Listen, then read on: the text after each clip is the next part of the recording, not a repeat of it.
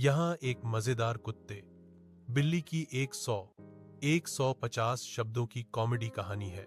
एक छोटे से शहर में काली बिल्ली मीरू और भूरे कुत्ते तोमू की अजीब दोस्ती थी। दोनों रोज सुबह पार्क में मिलते थे। एक दिन तोमू ने तय किया कि मीरू को अपनी सुपर डॉग स्पीड दिखानी है। वह दौड़ता दौड़ता नजर कामे न रखकर सीधा एक पेड़ से टकराया। मीरू हंसते हंसते बोली, आने कहे छे સ્પીડમાં જરૂર છે સ્માર્ટનેસ। પછી મીરુએ ટોમુને ચીવવા માટે ખાલી ડબ્બો લાત મારીને દોતી ભાગી।